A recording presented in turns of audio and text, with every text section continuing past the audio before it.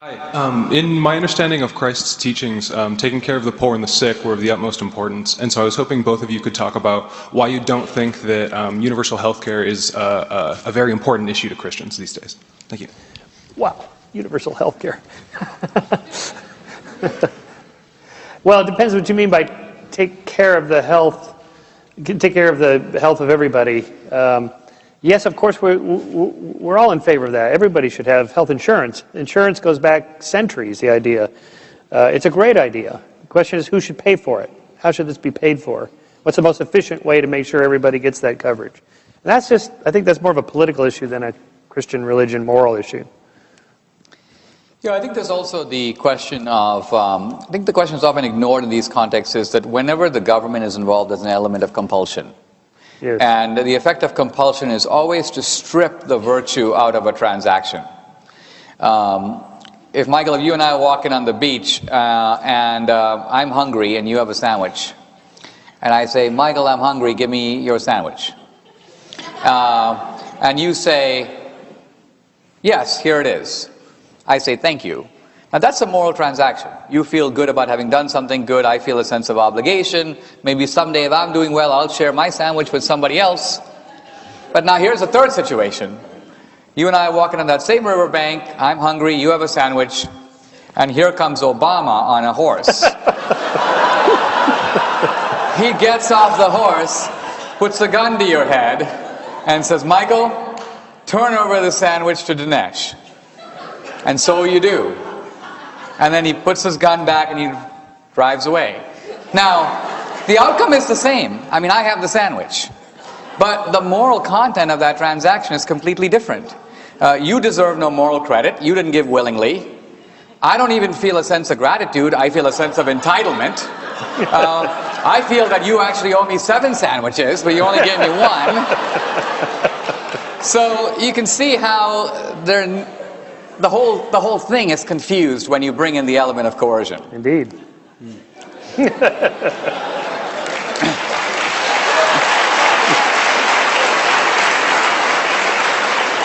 I should point out, just for the other side, their argument is that, for example, if we need to fund a military to protect our liberties from foreign countries, and you say, well, but that's an element of coercion, and you're going to take my taxes at the point of a gun and fund these military, and I don't want to do it, and the government shouldn't do that, then we're not going to have a military, and then we're going to be invaded, and then somebody else is going to put a gun to your head. Either way, there's going to be a certain element of coercion.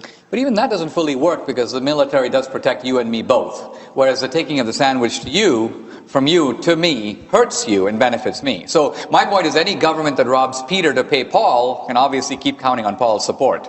Yes. That's the problem. Okay, let's move to the next question. Mr. D'Souza, you began with humans are bent or inherently morally imperfect. In the sandwich reference, you presumably believe that Obama should not hold the metaphorical gun to Sherman's head, that he will share that sandwich freely.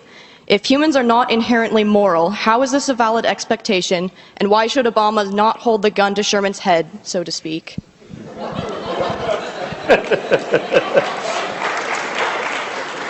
Mr. D'Souza? Because the guy holding the gun is no better than the guy to whose head he's holding it to. So in other words, sure, Michael Shermer may be a selfish guy who wants to keep his sandwich. But nevertheless, let's consider the motives of the guy with the gun. Is he contributing his own sandwich? No. He's taking Michael Shermer's sandwich and giving it to someone else and then proclaiming himself to be a morally wonderful human being. Look, I'm not denying the core principle involved here, right? I'm simply saying that here we are as a country, and for 2 centuries we've had people pulling the wagon. And we recognize, and I would agree, that there is a group of people, and you can disagree about how many, but I would say about 10% of people who are weak and disadvantaged and need to sit in the wagon and have the rest of us pull that wagon. Okay? Now, again, you can disagree about how many people should be in the wagon, but that number of people has been increasing considerably. This was kind of what Romney's getting at, that at some point there are more people in the wagon than there are pulling. And then people who are pulling begin to think, well, maybe I should stop pulling and get in the wagon. It's kind of nicer in the wagon. And what my criticism of Obama is, instead of saying, listen, I really want to thank the people who are pulling the wagon, he goes, the people who are pulling the wagon are greedy, selfish, and materialistic. And the people sitting in the wagon are wonderful. He is morally demonizing the wagon pullers and championing the superior morality of the guys who are sitting in there. And all I'm saying is this is an inverted morality. The guys who are actually contributing to help the disadvantaged, these are the sacrificial people of our society, and they're the ones who deserve a little more credit. Next question, please.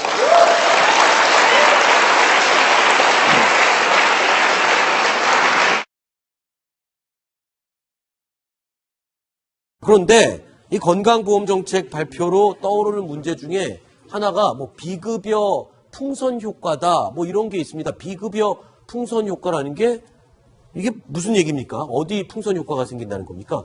한쪽으로 막 몰린다는 건가요? 네, 그렇습니다. 일단은 그 풍선 효과처럼 이렇게 비용이나 이런 것들이 많이 늘어난다는 얘기인데요. 네. 일단 보면은 우리나라가 지금 노인 인구가 굉장히 증가하게 돼 있습니다. 네. 비급여를 많이 늘리게 되면 거기에서 노인 인구들이 그 의료 진료를 많이 하게 되고 그렇게 되면 의료비 부담이 그 눈덩이처럼 불어난다는 것인데요. 네. 우리 지금 2022년을 보면요. 지금 898만 명 정도의 65세 이상의 인구가 추정이 되고 있습니다. 네. 2045년 가면 이거보다 무려 3배, 2배, 3배 가까운 1,800만 명 정도가 되니까 네. 여기에 따른 풍선 효과의 진료비가 예측이 된다는 것입니다. 네. 거기다 또 이 원래는 비급여여서 비싸서 못 받았던 그런 진료들로 사람들이 이제 이거 급여가 받을 수가 있으니까 글로 다 한번 나도 한번 해보자 이쪽으로 몰려들 수가 있겠군요.